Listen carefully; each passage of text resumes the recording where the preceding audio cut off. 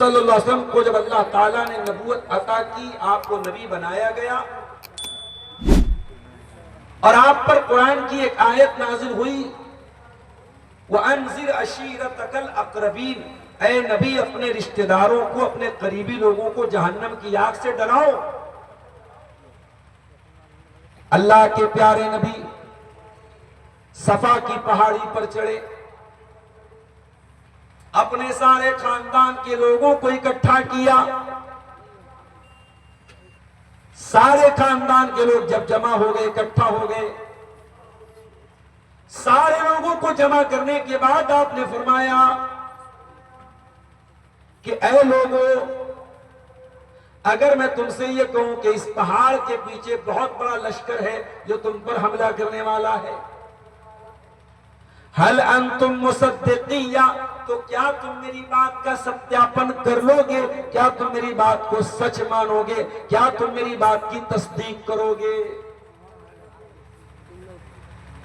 सारे लोगों ने बैक जुबान कहा, हाँ ऐ मोहम्मद, हम आपकी बात को सच मान लेंगे, क्योंकि आज तक हमने आपको झूठ बोलते हुए नहीं देखा है।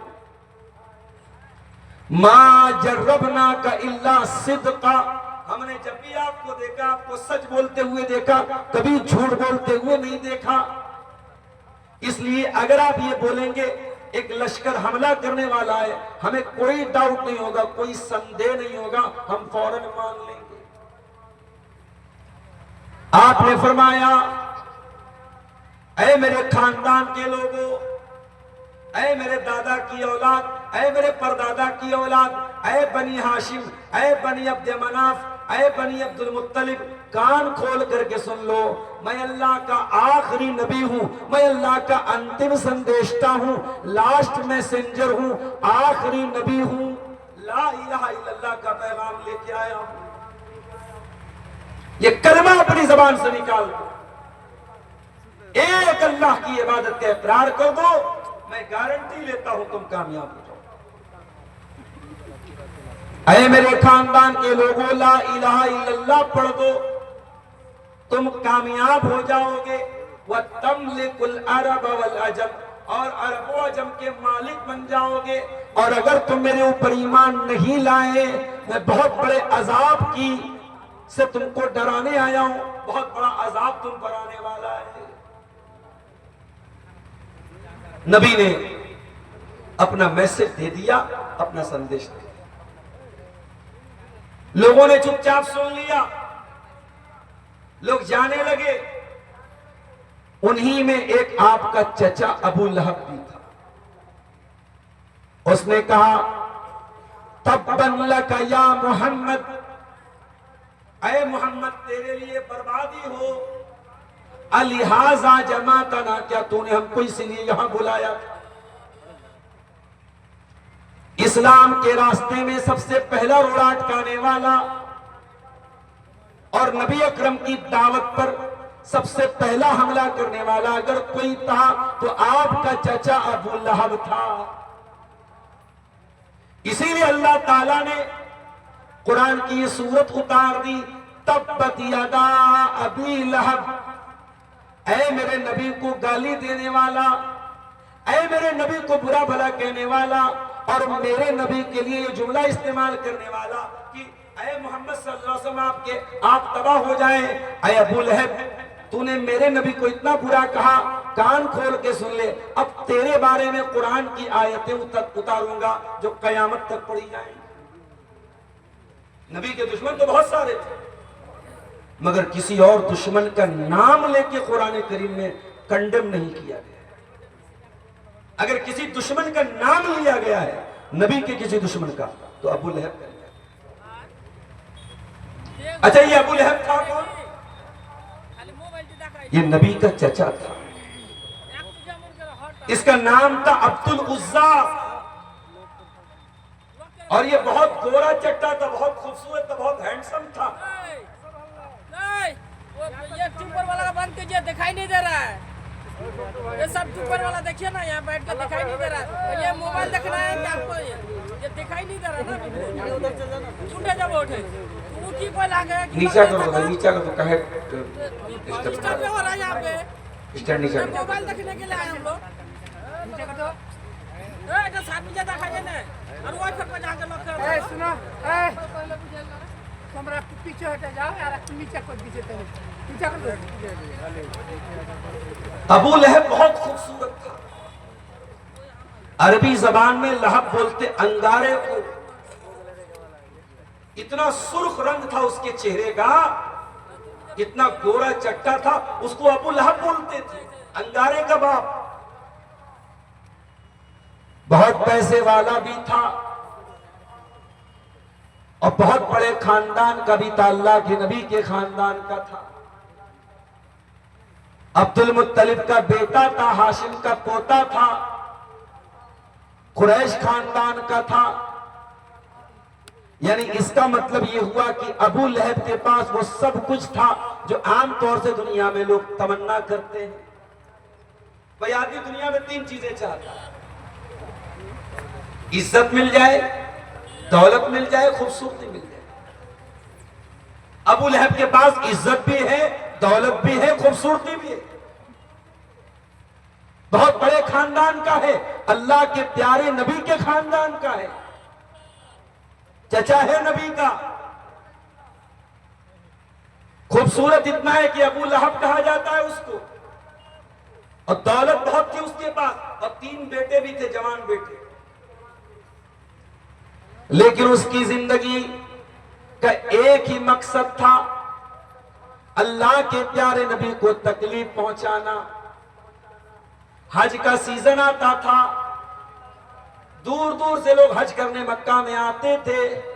अल्लाह के नबी मक्का के बाजारों में जाते थे, हाजियों का हाथ पकड़ के उनको तौहीद की दावत देते थे, इस्लाम के बारे में समझाते थे, अपनी रिसालत के बारे में बताते थे।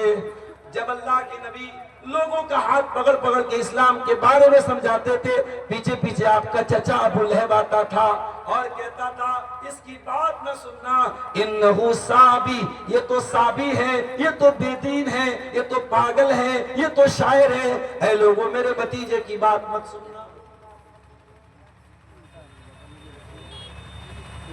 लोग आकर के पूछते कि ये जो अपने आप को नबी कह रहे हैं, ये कौन है जो इनकी तरदीद कर रहा है, कौन है जो इनकी बात को गलत कह रहा है। पता चलता कि चचा है। जब ये पता चलता कि चचा है तो लोग कहते चचा तो भतीजे को ज्यादा जानता है, अगर चचा की नजर में ये गलत है तो इसका मतलब कि ये सही नहीं है। एक बात बोलूं, इंसान दुनिया में दुश्मन से हार सकता है, दुश्मन से जीत सकता है, अपनों से जीतना बहुत मुश्किल। वो एक शेर है कि हमें तो अपनों ने है लूटा, गैरों में कहां दम है, कश्ती हमारी डूबी, पानी जहां पे कम। और अरबी का एक शेर है, वह जुल्म ज़विल क़राबति अशद्दु मज़ाज़तन अलन नफ्स मिन वक़्तिल हिसामिल मुहन्नदी, कि जब अपना कोई करीबी हमला करता है तो ज्यादा तकलीफ होती है। अबू लहब नबी का चचा था, नबी चाहते तो पलट के जवाब दे सकते थे, लेकिन चूंकि चचा का दर्जा बाप के बराबर है, अल्लाह के प्यारे नबी ने फरमाया, अल अम्मु सिनूर अम्मुर रजुल सिनू अबी, इंसान का चचा उसके बाप के बराबर होता है। चचा का एक मर्तबा होता है, इसलिए बच्चों को के दिलों में चचा का और बड़े अब्बा का, ताया का एहतराम पैदा करो। हमारे यहाँ जब से नया कल्चर आया है, चचा को भी अंकल बोला जाता है, खालू को भी अंकल बोला जाता है, मामू को भी अंकल, सब अंकल हो गया। सारे अंकलों में एक अंकल वो भी है जो आपका भाई है और आपके बच्चों का चचा है या आपके बच्चों का ताया है, उसका दर्जा बहुत बड़ा है। अल्लाह के नबी ने फरमाया चचा बाप के बराबर। नए कल्चर में सब आंटी है, खाला भी आंटी, मामी भी आंटी, चची भी आंटी, सब आंटी है। लेकिन ये बात याद रखो, सारी आंटियां एक तरफ है और मां की बहन का दर्जा जिसको खाला बोलते हैं, आपके अभी खाला ही बोलते होंगे, कहीं की मौसी बोलते हैं। खाला या मौसी जो होती है, अल खालतु बिमंज़िलतिल उम, अल्लाह के नबी ने फरमाया खाला मां के बराबर। नबी जवाब दे सकते थे, चचा था।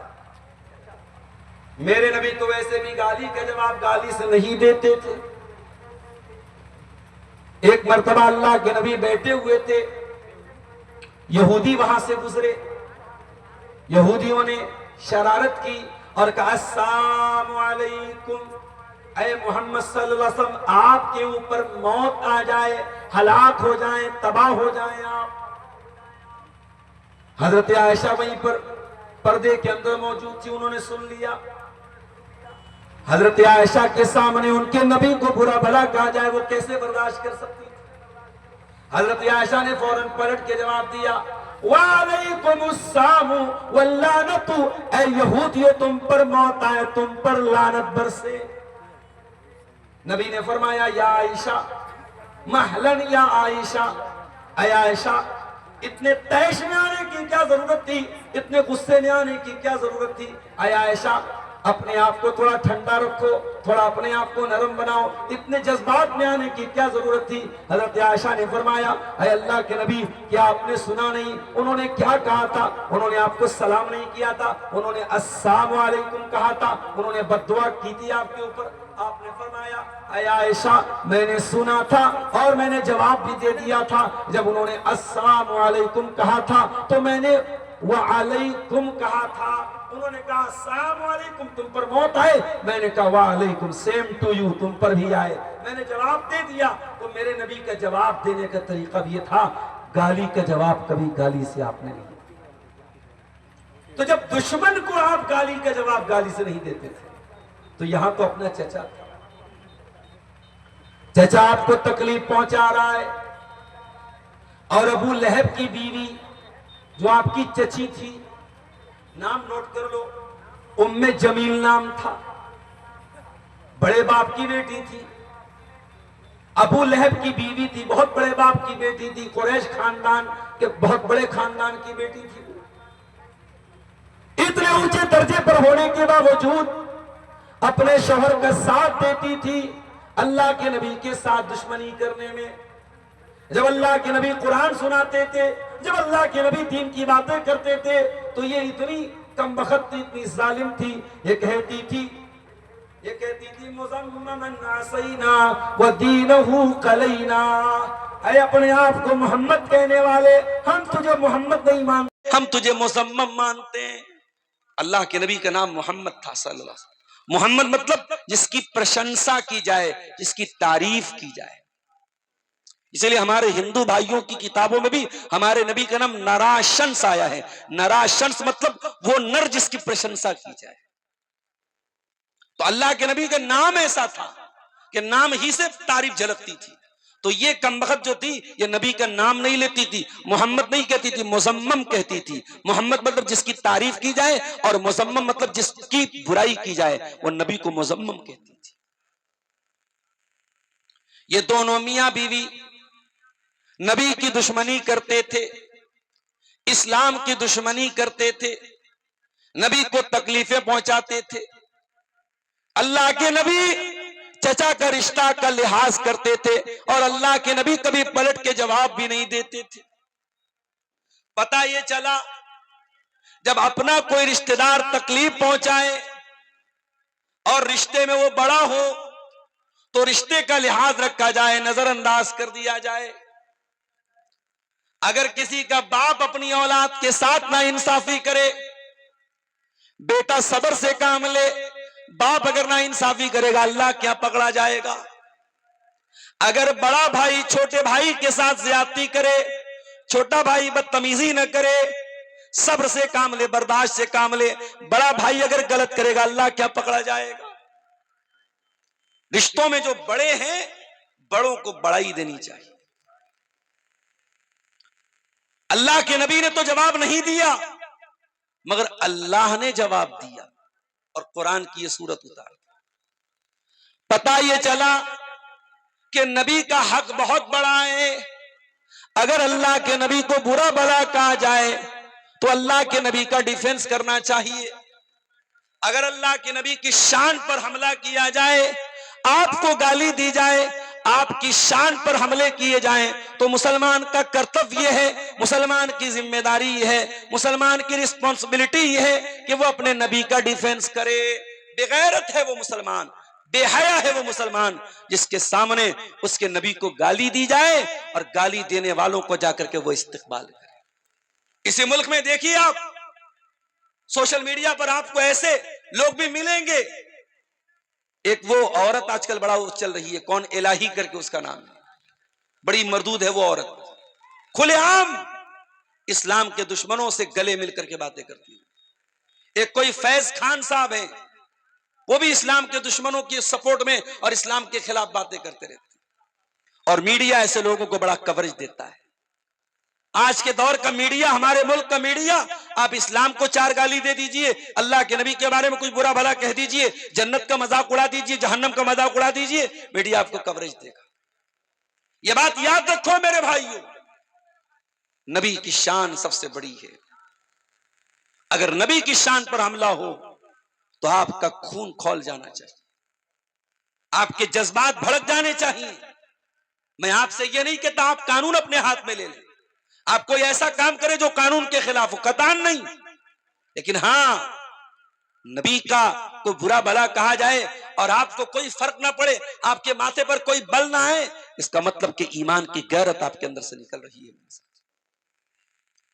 अल्लाह के नबी का मकाम बहुत बड़ा है। जब जब नबी के ऊपर हमला किया गया, नबी को बुरा भला कहा गया, अल्लाह ने कुरान में अपने नबी का डिफेंस किया।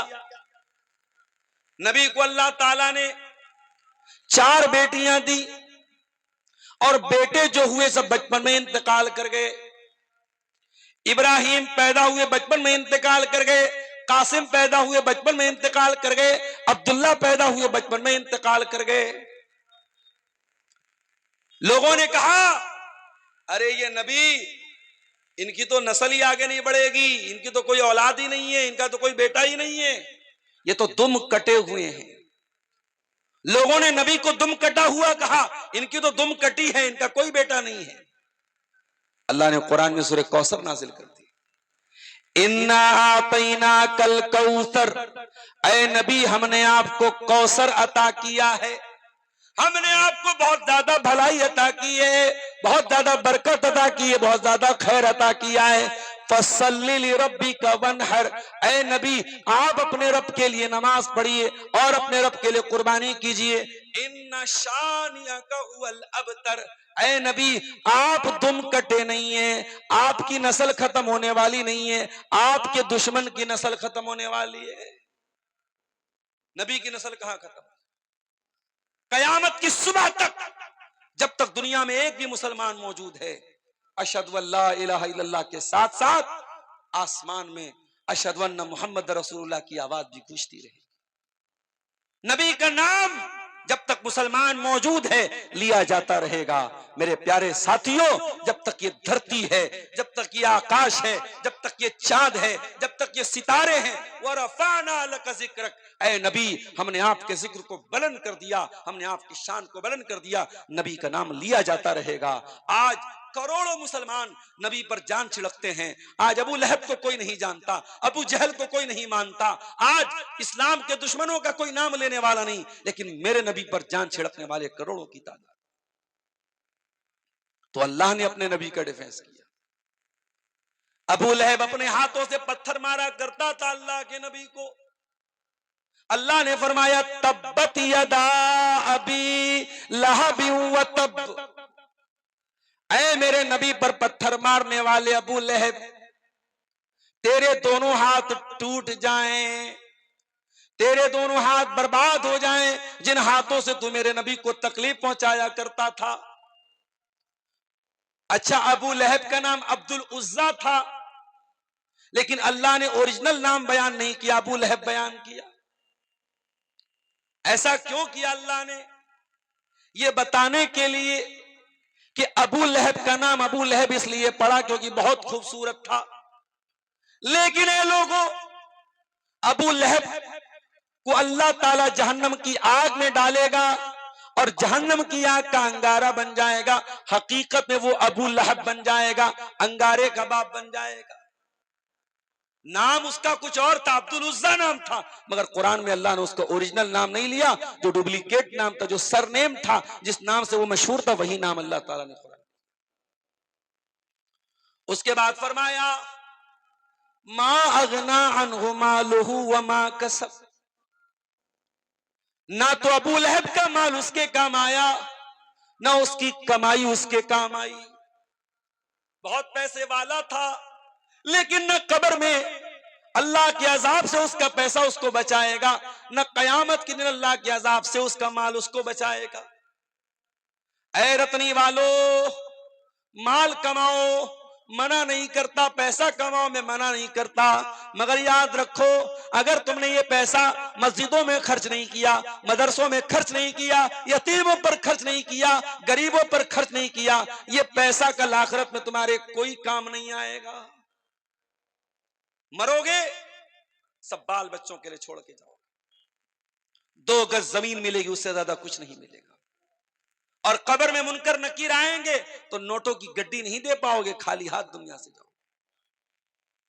कयामत के दिन अल्लाह ताला जिन बंदों का नाम अमाल बाएं हाथ में देगा, जो फेल हो जाएंगे, जो नाकाम हो जाएंगे, कुरान कहता है जब बाएं हाथ में नाम अमाल मिलेगा तो क्या कहेंगे, वह अम्मा मन ऊतिया किताबहू बिशिमालिही, जिसका नाम अमाल बाएं हाथ में दिया जाएगा वो कहेगा या लैतनी लम ऊत किताबिया व लम अद्री मा हिसाबिया, ऐ काश मेरी किताब मुझको न दी गई होती, काश मैं अपना हिसाबो किताब न जानता। या लैतहा कानतिल काजिया, ऐ काश दुनिया में जो मौत आई थी उसी मौत पर मेरा काम तमाम हो गया होता। मा अगना अन्नी मालिया, मेरा माल मेरे किसी काम नहीं आया। कयामत के दिन आपका माल आपके कोई काम नहीं आया। अबू लहब का माल उसके कोई काम नहीं आया। वमा कसब, और उसकी कमाई उसके कोई काम नहीं। कमाई से क्या मुराद है, उलमा ने लिखा कमाई से मुराद बेटे हैं, उसके बेटे भी उसके कोई काम नहीं आए। 3 बेटे थे उसके, एक का नाम उतबा, एक का नाम उतैबा, एक का नाम मुअत्तब। उतबा, उतैबा, मुअत्तब 3 बेटे थे अबू लहब के। और उनमें से 2 बेटे अल्लाह के नबी के दामाद थे, रिश्ता तय हुआ था, शादी हुई थी, अभी रुखसती नहीं हुई थी। अल्लाह के नबी की मजली बेटी रुकैया और मजली से छोटी उम्मे कुलसूम, इन दोनों लड़कियों का निकाह तय हुआ था अबू लहब के 2 बेटों से, उतबा से, उतैबा से। मगर जब कुरान की ये सूरत उतर गई तब्बत यदा अबी लहब, अबू लहब ने अपने बेटों से कहा तलाक दे दो, तलाक दे दिया उन दोनों ने। अभी रुखसती नहीं हुई थी, तलाक हो गई। अब बाद में जो उतबा था वो तो ईमान ले आया, वो सहाबी हो गए उतबा, और जो उतैबा था वो नबी का दुश्मन था, अपने बाप का साथ देता था। एक मर्तबा उसने अल्लाह के नबी के मुंह पर आके थूक दिया, अल्लाह के नबी ने बद्दुआ की, ऐ अल्लाह तो अपने कुत्तों में से कोई कुत्ता इसके ऊपर मुसल्लत कर दे।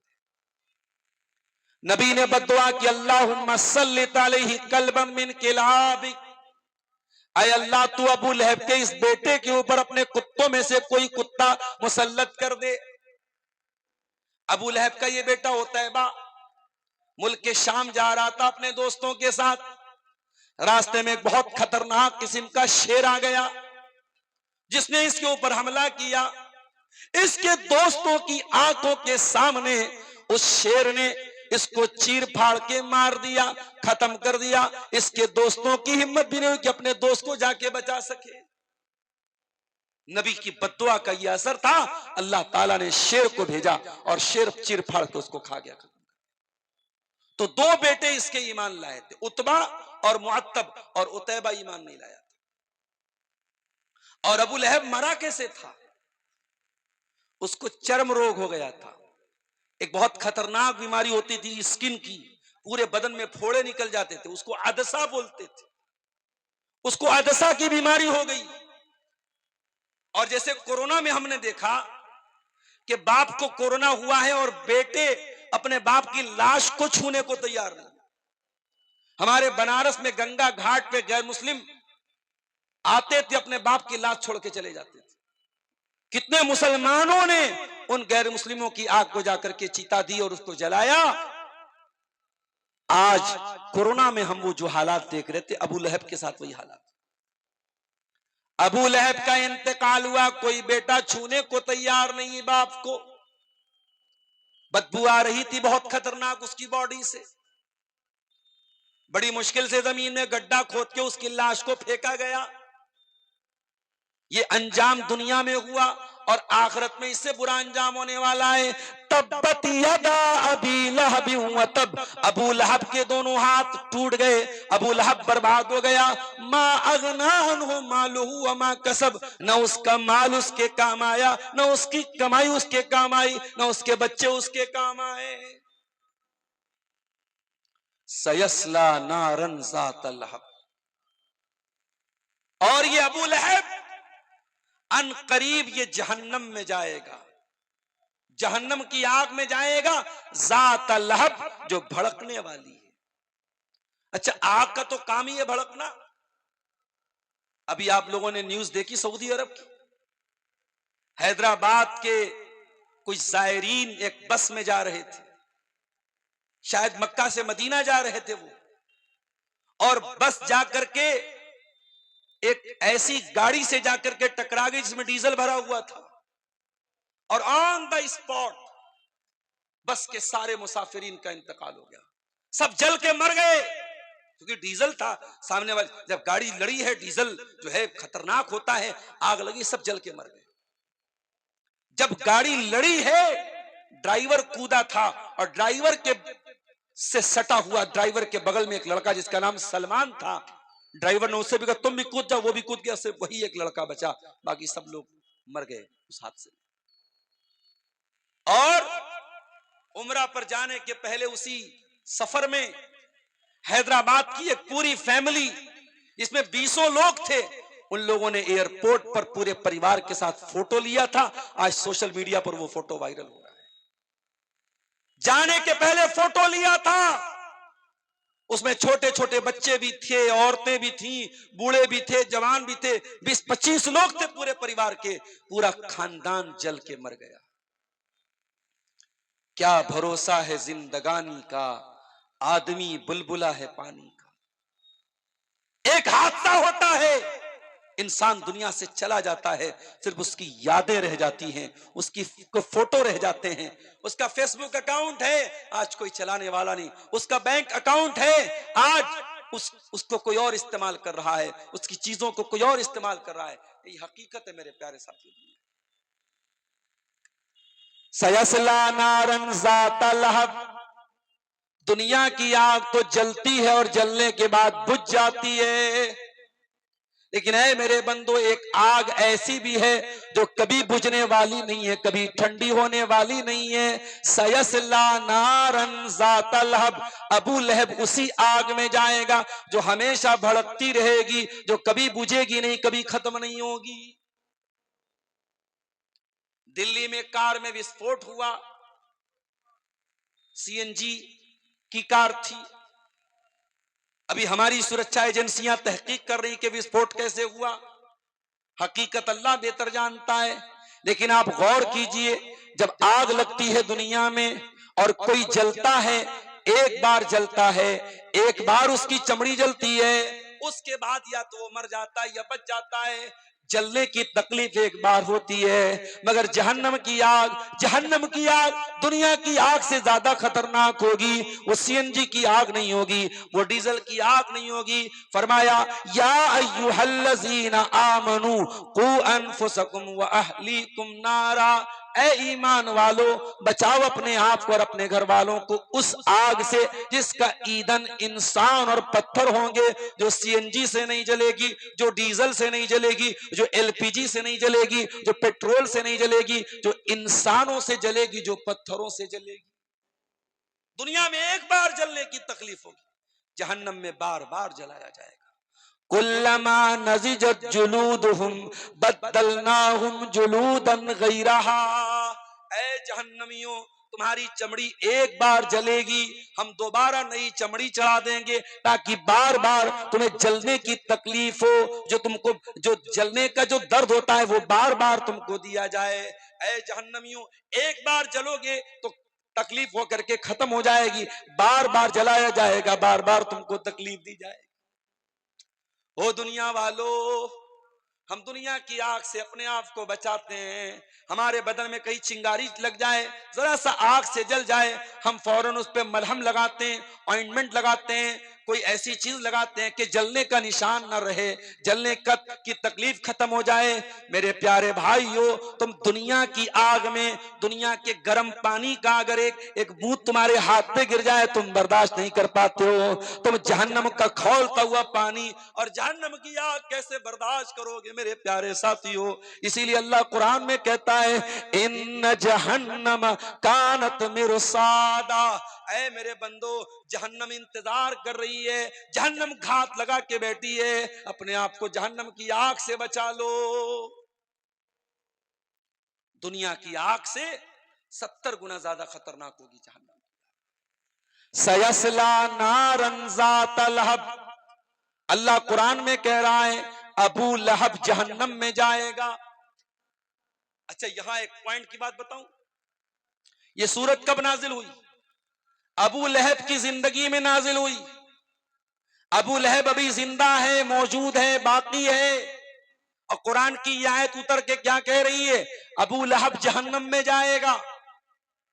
इसका मतलब यह हुआ कि अल्लाह ताला मुहर लगा रहा है, अबू लहब ईमान नहीं लाएगा, उसका इंतकाल, उसकी मौत कुफ्र पर होगी। और दुनिया ने देखा अबू लहब ईमान नहीं लाया, ना तो ईमान लाया, न ईमान लाने का कभी ख्याल उसके दिल में पैदा हुआ। अबू लहब कभी ईमान नहीं लाया।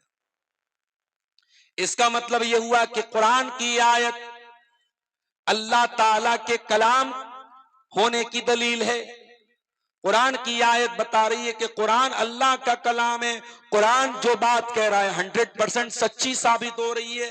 कुरान ने कहा कि अबू लहब जहन्नम में जाएगा, तो वाकई में अबू लहब जहन्नम में जाएगा, क्योंकि अबू लहब ईमान नहीं लाया, कुफ्र के ऊपर उसका खात्मा हुआ।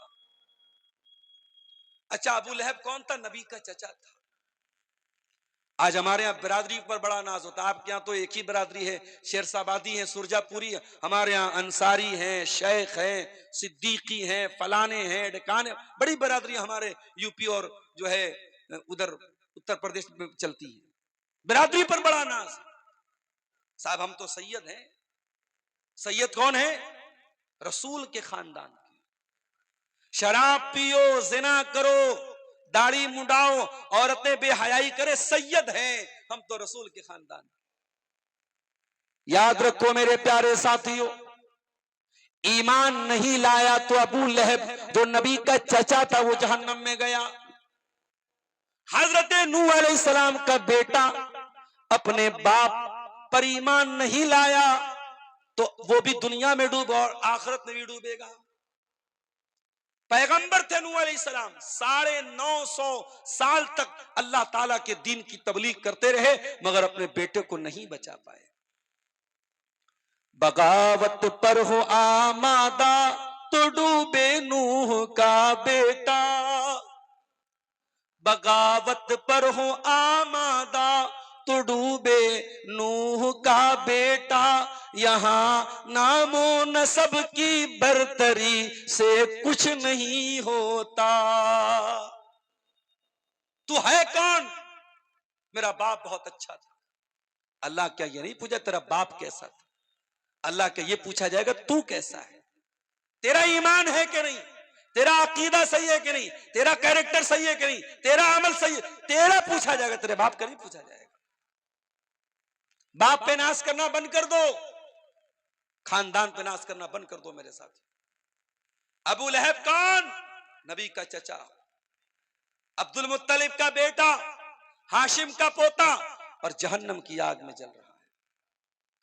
इसीलिए हजरत अली रजी अल्लाह तआला अन्हु कहते हैं, फला तत्रुकी तक़वत्तिकालन अलन नसब इंसान की कीमत उसके अखलाक से होती है। ऐ लोगों, तुम हसब और नसब पर भरोसा करके, खानदान पर भरोसा करके, बिरादरी पर भरोसा करके अल्लाह से डरना न छोड़ना, तकवा न छोड़ना। फकद रफाल इस्लामु सलमाना फारसिन, इस्लाम ने ईरान के रहने वाले, फारस के रहने वाले सलमान फारसी के मकाम को बढ़ा दिया। वज़ा शरीफन नसब अबा लहब, और अबू लहब जो बहुत ऊंचे मर्तबे वाला था, उसको इस्लाम ना लाने की वजह से जहन्नम की आग में जाना पड़ेगा। अल्लाह ताला के हसब और नसब की कीमत नहीं है मेरे साथ। अल्लाह की कीमत अखलाक की, अल्लाह की कीमत अकीदे की, अल्लाह की कीमत अमल की। सयस्ला नारन ज़ात लहब, अबू लहब जहन्नम की आग में डाला जाएगा। और बड़े गौर से सुनना मेरे भाइयों, वमरातुहु हम्मालतल हतब, और अबू लहब जब जहन्नम में जाएगा तो अकेला नहीं जाएगा, अपनी बीवी के साथ जाएगा। उसकी बीवी भी जहन्नम की आग में जाएगी। पता ये चला, अगर अबू लहब करेला था तो उसकी बीवी नीम चढ़ी थी। कहते ना, एक तो करेला ऊपर से नीम चढ़ा। अगर शौहर बुरा है तो कभी कभी बीवी नेक होती है तो शौहर को सुधार देती है, मगर यहां एक तो करेला ऊपर से नीम चढ़ा था, शौहर भी गड़बड़, बीवी भी गड़बड़। इसलिए जब रिश्ता तय करने जाओ तो बहुत सोच समझ के रिश्ता तय करो। मेरी प्यारी माँ और बहनों, जब बहू देखने जाओ तो ये मत देखो कि खूबसूरत कितनी है, ये देखो दीनदार कितनी। अल्लाह के प्यारे नबी फरमाते हैं, तुन कहल मरातु ले अरबईन ले मालिहा वले हसबिहा वले जमालिहा वले दीनिहा। जब औरत का निकाह होता है, चार चीजें औरत के अंदर देखी जाती हैं। माल देखा जाता है, खूबसूरती देखी जाती है, दीनदारी देखी जाती है, खानदान देखा जाता है। आपने फरमाया फज़फर बिज़ातिद्दीन, तुम दीनदार को लेके आ जाओ, कामयाब हो जाओ। आज क्यों घर बिगड़ रहे हैं, आज क्यों सास बहू का रिश्ता खराब हो रहा है, आज क्यों नंदी और भाभी आपस में लड़ रही हैं, आज क्यों देवरानी जेठानी के झगड़े चल रहे हैं? क्योंकि हमने पैसा तो देखा, हमने बिरादरी तो देखी, हमने लंबा चौड़ा जहेज तो देखा, हमने घर मकान तो देखा, मगर हमने दीनदारी नहीं देखी। घर में औरत लाओ तो दीनदारी देख के लाओ मेरे साथ। आजकल लव मैरिज का बड़ा मामला चल रहा है। लोग पूछते भी, मौलवी साहब लव मैरिज करना कैसा है? मैं साफ साफ जवाब देता हूं, इस्लाम में लव मैरिज का कोई तसव्वुर नहीं है। इस्लाम में लव मैरिज का कोई तसव्वुर नहीं, कोई कॉन्सेप्ट नहीं है। इस्लाम में लव आफ्टर मैरिज का कॉन्सेप्ट है। पहले प्यार करो फिर शादी करो। माफ करना, ये इस्लाम का कॉन्सेप्ट नहीं है। शादी करके मोहब्बत करो, ये इस्लाम का कॉन्सेप्ट है। और हां, अगर किसी को कोई लड़की खूबसूरत लगी जाए तो इस्लाम ने तरीका बताया है। औरत इस्लाम की नजर में कोई नौकरानी नहीं है, नौकरानी से कोई भी मिल सकता है। औरत इस्लाम की नजर में महारानी है। नौकरानी से मिलने के लिए कोई प्रोटोकॉल नहीं है, नौकरानी से मिलने के लिए कोई इजाजत नहीं लेनी पड़ती, मगर महारानी से मिलने के लिए परमिशन लेना पड़ता है, इजाजत लेनी पड़ती है, टाइम लेना पड़ता है, अपॉइंटमेंट लेना पड़ता है। इस्लाम कहता है औरत तू महारानी है। अगर कोई लड़का तुझे हासिल करना चाहता है, तुझे बीवी बनाना चाहता है, तुझे लेकर के वो कोर्ट मैरिज नहीं कर सकता, तुझे लेकर के वो घर से भाग नहीं सकता। अगर भागेगा तो ज़िना माना जाएगा, कोर्ट मैरिज करेगा तो हराम माना जाएगा। ऐ औरत, तू महारानी है और महारानी को पाने के लिए उसके पीए से मिलना पड़ता है। ऐ औरत, अगर तुझसे किसी को शादी करना है तो तेरे बाप से मिलकर के रिश्ता भेजना पड़ेगा, तेरे भाई से मिलकर के रिश्ता भेजना पड़ेगा, प्रॉपर चैनल से आना पड़ेगा, बैक डोर से नहीं आना पड़ेगा। इसलिए अपनी बहनों को भी एक पैगाम देता हूं, अगर कोई लड़का आपसे मोहब्बत का इकरार कर रहा है, रात दिन मैसेज करके आई लव यू लिख रहा है, वीडियो कॉल पर आपसे मोहब्बत का इजहार कर रहा है, इंस्टाग्राम पर आपसे मोहब्बत का इजहार कर रहा है, मेरी बहनों तुम धोखे में ना आना, तुम उसके धोखे में ना आना। वो तुमसे जिना करके तुमको जहन्नम में लेके जाना चाहता है। अरे जो तुमसे सच्ची मोहब्बत करेगा वो जिना करके जहन्नम में लेके नहीं जाएगा, वो निकाह करके, वो सही तरीके से निकाह करके तुमको अपनी शरीक हयात बनाएगा, अपना लाइफ पार्टनर बनाएगा और तुमको जन्नत में लेके जाएगा।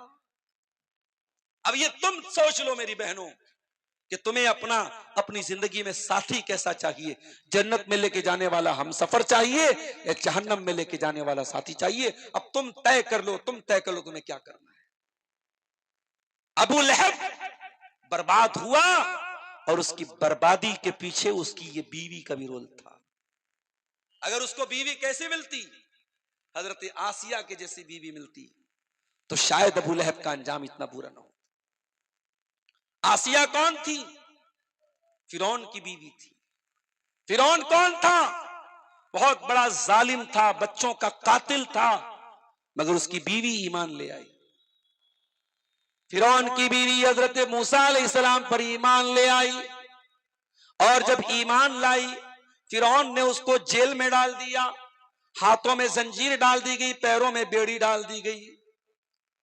अल्लाह की ये बंदी अपने रब पर ईमान लाने की सजा में अपना महल छोड़कर, अपने तख्तो ताज को छोड़कर, अपनी आरामदेह गद्दी को छोड़ के आज कैद खाने में है, जेल खाने में है। उसके हाथों में जंजीरें डाली गई हैं, उसके पैरों में जंजीरें डाली गई हैं, पूरा बदन लहू लुहान है। और अल्लाह की वो बंदी फिरौन के जेल खाने से दुआ करती है और उसकी दुआ को अल्लाह ताला कुरान में बयान करता है। ज़रबल्लाहु मसलन लिल्लज़ीना आमनु इम्रात फिरऔन। ऐ ईमान वालो, मैं तुम्हारे लिए मिसाल बयान कर रहा हूं, तुम्हारे लिए आइडियल बना रहा हूं, तुम्हारे लिए आदर्श बना रहा हूं फिरऔन की बीवी आसिया को। इज़ क़ालत रब्बि इब्नि ली इंदक बैतन फिल जन्नह। जब फिरौन की बीवी दुआ करती है, हजरत आसिया दुआ करती है, ऐ अल्लाह तू जन्नत में मुझे एक महल अता फरमा, व नज्जिनी मिन फिरऔन व अमली, और मुझे फिरौन से बचा ले, मुझे फिरौन के अमल से बचा ले, व नज्जिनी मिनल कौमि ज़ालिमीन, मुझे जालिमों से बचा ले। अल्लाह अकबर। तो अल्लाह ने दोनों एग्जाम्पल हमारे सामने पेश कर, मेरी प्यारी माँ और बहनों, अल्लाह ने दोनों मिसालें पेश कर दी। अब तुम तय कर लो, तुम्हें फिरौन की बीवी आसिया के जैसा बनना है या अबू लहब की बीवी उम्मे जमील के जैसा बनना है। अबू लहब की बीवी कैसी थी? हम्मालतल हतब, लकड़ियों को उठाया करती थी। उलमा ने लिखा लकड़ी को उठाने का दो मतलब है। एक मतलब तो यह चुगलखोर थी, रिश्तों में दरार डाला करती थी, लकड़ी डाला करती थी, रिश्तों को तोड़ा करती थी, इसलिए अल्लाह ने उसको हम्मालतल हतब कहा। ऐ मेरी प्यारी माँ बहनों, अगर हो सके तो रिश्ता बनाने वाली बनना, रिश्ता तोड़ने वाली कभी ना बनना, वरना अबू लहब की बीवी के साथ तुम्हारा हशर होगा। चुगलखोर न बनना, रिश्तों में दरार डालने वाली न बनना, अगर हो सके तो मिलाने वाली बनना। कभी किसी की दुश्मनी में नफरत का पेट्रोल मत डालना, कभी नफरत का जहर मत डालना। इसीलिए अल्लाह के नबी फरमाते हैं, अगर आपस में झगड़ा हो जाए, उस झगड़े को जो बढ़ाता है, अल्लाह के नबी ने फरमाया हियल हालिका, रिश्तों को तोड़ना, रिश्तों को काटना, ये इंसान की नेकियों को खत्म कर देता है, रिमूव कर देता है, मिटा देता है, दीन को मिटा देता है, इस्लाम को मिटा देता है। और अगर कोई रिश्तों को जोड़ता है, मेल मिलाप कराता है, इस्लाह कराता है, अल्लाह के नबी ने इसको नमाज से बेहतर कहा, सदका से बेहतर कहा, जिहाद से बेहतर कहा। इसलिए अगर दो लोगों में दूरी है, दरार है, तो दरार को दूर करने वाले बनो, दरार को बढ़ाने वाले मत बनो मेरे प्यारे साहब। यहां तक के इस्लाम में झूठ बहुत बड़ा गुनाह है, लेकिन अगर दो लोगों को मिलाने के लिए झूठ बोलना पड़े तो इस्लाम ने झूठ भी बोलने की इजाजत दी। अल्लाह के प्यारे नबी सल्लल्लाहु अलैहि वसल्लम फरमाते हैं, लईसल कज़्ज़ाबुल्लज़ी युस्लिहु बैनन्नास, जो लोगों के बीच में सुलह कराता है, अगर वो झूठ भी बोलते तो उसका झूठ झूठ नहीं लिखा जाएगा, वो झूठा नहीं है जो सुलह कराने के लिए झूठ बोले। तो अबू लहब की बीवी कैसी थी? हम्मालतल हतब, लकड़ी लगाने वाली थी, लकड़ी उठाने वाली। एक मतलब तो ये है शायद। और दूसरा मतलब क्या है? अबू लहब की बीवी लकड़ियां इकट्ठा करती थी, कांटे इकट्ठा करती थी और अल्लाह के नबी के रास्ते में बिछा दिया करती थी, नबी को तकलीफ पहुंचाया करती थी। इसीलिए कुरान जब उसका नाम लेता है, कुरान जब उसका जिक्र करता है तो क्या कहता है? वमरातुहु हम्मालतल हतब, अबू लहब की बीवी भी जहन्नम में जाएगी जो लकड़ी इकट्ठा करने वाली थी। अबू लहब की बीवी के पास एक बहुत बड़ा हार था। हार समझते ना, हार, नेकलेस, मोतियों का हार था। वो इतनी कमबख्त थी, उसने अपने मोतियों के हार को बेच दिया और कहा कि इसको बेच करके मैं इस्लाम के खिलाफ इस्तेमाल करूंगी, मोहम्मद रसूलुल्लाह के खिलाफ इस्तेमाल। अल्लाह अकबर। जब नबी चंदे की अपील करते थे, औरतें अपने जेवरात भेजती थी इस्लाम की मदद करने के लिए। और ये देखो कितनी जालिम औरत थी, ये अपना मोतियों का हार क्यों बेच रही है? इस्लाम के खिलाफ इस्तेमाल करने के लिए, अल्लाह के नबी के खिलाफ इस्तेमाल करने। कुरान कहता है फी जीदिहा हब्लुम मिन मसद, ऐ अबू लहब की बीवी, तूने अपने गले के हार को इस्लाम के खिलाफ इस्तेमाल किया था, तूने मोहम्मद रसूलुल्लाह के खिलाफ इस्तेमाल किया था। ऐ अबू लहब की बीवी, कल कयामत के दिन तेरे गले में खजूर की छाल की रस्सी डाल के तुझको जहन्नम में डाला जाएगा। हब्लुम मिन मसद, खजूर की छाल की रस्सी डाल के तुझे जहन्नम की आग में डाला जाएगा। और बाज उलमा ने लिखा कि खजूर की छाल की नहीं, लोहे की जंजीर इसकी गर्दन में डाली जाए। सुम्मा फी सिलसिलतिन ज़रूहा सबऊन ज़िराअन फस्लुकू, 70 गज लंबी जंजीर जिससे जहन्नमियों को जकड़ा जाएगा, वो अबू लहब की बीवी उम्मे जमील के गले में डाली जाएगी और उस जंजीर उसके गले में डाल के उसको जहन्नम में डाला जाएगा। पता ये चला कि अगर शौहर के गलत कामों में बीवी सपोर्ट करती है तो बीवी का भी वही अंजाम होगा, शौहर का अंजाम। इसलिए खबरदार, कभी गलत काम में किसी का सपोर्ट मत करो। अगर हो सके तो अच्छे कामों में सपोर्ट करो, और नहीं कर सकते तो कम से कम बुराई में सपोर्ट मत करो। कुरान एक उसूल बताता है, तावनु अलल बिर्रि वत्तक़वा वला तावनु अलल इस्म वल उद्वान, नेकी के कामों में, तकवा के कामों में एक दूसरे की मदद करो और गुनाह के कामों में, ज्यादती के कामों में एक दूसरे की मदद न करो। अबू लहब की बीवी क्यों बर्बाद हुई? अपने शौहर का गलत काम में सपोर्ट करने की वजह से। तो ये कुरान की एक छोटी सी सूरत थी जिसमें सिर्फ 5 आयतें हैं। इन 5 आयतों की तफसीर और इसका माना और मतलब मैंने आपके सामने बयान किया है। कुरान की ये छोटी सी सूरत हमें ये मैसेज दे रही है कि हम अबू लहब के जैसे न बने, हम इस्लाम की मदद करने वाले बने, इस्लाम का सपोर्ट करने वाले बने। कयामत की सुबह तक जब तक कुरान पढ़ा जाता रहेगा, तब्बत यदा अबी लहब भी पढ़ी जाएगी और ये सूरत दुनिया को ये पैगाम देगी कि ऐ दुनिया वालों, अगर हो सके तो तुम अबू बकर के साथ खड़े होना, उमर फारूक के साथ खड़े होना, उस्मान गनी के साथ खड़े होना, तुम अबू लहब के साथ खड़े मत होना। इस्लाम के खिलाफ अपनी एनर्जी को इस्तेमाल मत करना, इस्लाम के खिलाफ अपनी ताकत को इस्तेमाल मत करना।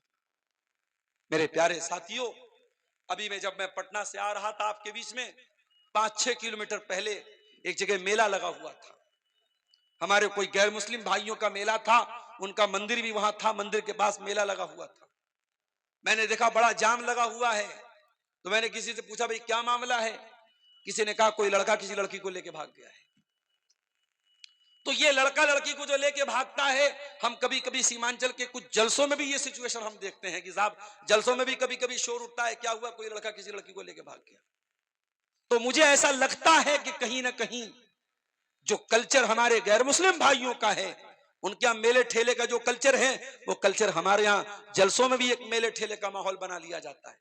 उनके यहाँ भी लड़के लड़कियां सब बाजार में घूम रहे, हमारे यहाँ भी जलसों में बाजारों में घूमते रहते हैं, और ये जो मामलात उनके यहाँ होते वो हमारे यहाँ भी होते हैं। मेरे प्यारे साथियों, हमें और आपको ये सोचना चाहिए कि हम अबू लहब के मिशन को आगे बढ़ा रहे हैं या अबू बकर सिद्दीक के मिशन को आगे बढ़ा रहे हैं। आज बुराइयों का ऐसा माहौल है मेरे प्यारे साथियों कि अल्लाह की पनाह है, दिन ब दिन बुराइयां बढ़ रही हैं, और ऐसे माहौल में हमारे लिए आइडियल अगर कोई लोग हैं तो नबी के सहाबा है। मेरे प्यारे साथियों, अल्लाह के नबी सहाबा के साथ बैठे हुए हैं। आपने फरमाया जो आदमी दुनिया में नमाज पढ़ेगा जन्नत में उसके लिए अलग से एक गेट होगा बाबू सला, वो उस गेट से जन्नत में दाखिल होगा। जो दुनिया में बहुत ज्यादा सदका खैरात करेगा उसके लिए जन्नत में एक अलग गेट होगा बाबू सदका, वो बाबू सदका से जन्नत में जाएगा। जो दुनिया में बहुत ज्यादा नफिल रोजा रखेगा उसके लिए जन्नत में एक दरवाजा होगा बाबू रैयान, वो बाबू रैयान से जन्नत में दाखिल होगा। जन्नत के 8 दरवाजे होंगे। नबी ने फरमाया 8 दरवाजे से अलग अलग नेकी करने वाले लोग जाएंगे। हजरत अबू बकर सिद्दीक ने कहा, ऐ अल्लाह के नबी, क्या कोई ऐसा भी होगा, कोई ऐसा अल्लाह का कुछ नसीब बंदा भी होगा जिसको 8 दरवाजों से बुलाया जाए, जो सदका खैरात भी खूब करने वाला हो, नमाज भी खूब पढ़ने वाला हो, अल्लाह की राह में जिहाद करने वाला भी हो, रोजा रखने वाला भी हो। ऐ अल्लाह के नबी, क्या कोई ऐसा भी होगा जिसको 8 दरवाजे से बुलाया जाएगा? आपने फरमाया हाँ, ऐसे भी लोग होंगे। वो अर्जू अन तकून मिनहुम, और ऐ अबू बकर, मुझे उम्मीद है कि उन खुश नसीबों में से तुम भी होगे। मेरे प्यारे साथियों, अबू बकर सिद्दीक का मिजाज ऐसा था। आज हम दुनिया के लिए कंपटीशन करते हैं। अगर हमारे भाई के पास दौलत है तो हमारे पास भी दौलत आ जाए, उसके पास 2 मंजिला घर है, हमारे पास भी 2 मंजिला घर आ जाए, उसके पास अगर शोहरत है, इज्जत है, दौलत है, हमारे पास भी आ जाए। हम दुनिया के लिए कंपटीशन करते हैं। मेरे प्यारे साथियों, हमें आखिरत के लिए कंपटीशन करना चाहिए। कुरान कहता है वफी ज़ालिका फलयतनाफसिल मुतनाफिसून, मेरे बंदो, तुम्हें एक दूसरे से आगे बढ़ने की कोशिश करनी चाहिए। जन्नत के लिए, जन्नत के बारे में तुम्हें मुकाबला करना चाहिए, उसमें तुम्हें प्रतिस्पर्धा करना चाहिए, उसमें तुम्हें मुकाबला करना चाहिए।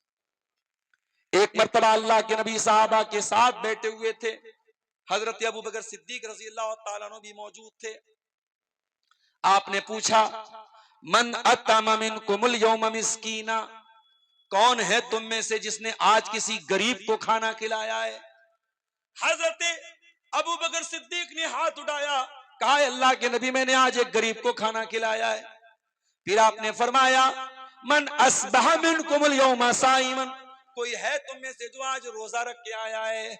अबू बकर सिद्दीक ने अपना हाथ उठाया, अल्लाह के नबी, आज मैं रोजे की हालत में हूँ। फिर आपने पूछा मन आदा मिनकुमुल यौम मरीजा, क्या कोई ऐसा भी है जो किसी मरीज की अयादत करके आया हो? अबू बकर सिद्दीक ने हाथ उठाया, कहा हाँ अल्लाह के नबी, मैंने एक मरीज की अयादत भी की है। फिर आपने पूछा क्या कोई ऐसा भी है जिसने किसी मुसलमान के जनाजे में शिरकत की हो? फिर अबू बकर सिद्दीक का हाथ उठा, हाँ अल्लाह के नबी, मैंने एक मुसलमान के जनाजे में भी शिरकत की है। जरा गौर करो मेरे प्यारे साथियों, अल्लाह के प्यारे नबी नेकी का नाम लेते चले जा रहे हैं और हर नेकी पर अपना हाथ उठा रहे हैं। हजरत अबू बकर सिद्दीक रज़ी अल्लाह तआला अन्हु, और यही वो अबू बकर सिद्दीक हैं।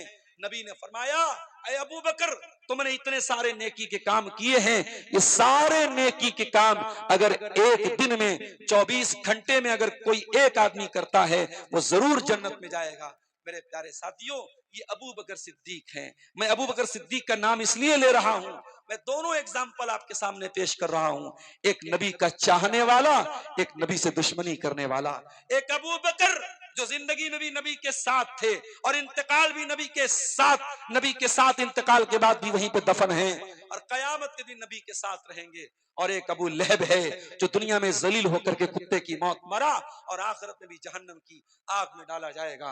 मेरे प्यारे साथियों, अब हमें और आपको तय करना है हमें कौन सा किरदार अपनाना है, हमें कौन सा कैरेक्टर अपनाना है। हमें अबू बकर सिद्दीक वाला कैरेक्टर अपनाना है या अबू लहब वाला कैरेक्टर अपनाना है। और हमारी माँ बहनों को भी तय करना चाहिए कि उन्हें हजरत मरियम का कैरेक्टर अपनाना है, हजरत आसिया का अपनाना है, या उम्मे जमील का अपनाना है, फिरौन की बीवी का अपनाना है। और मेरे प्यारे साथियों, सूरह तब्बत यदा अबी लहब की मुख्तसर सी तफसीर आपके सामने इस उम्मीद के साथ मैंने पेश की है कि हम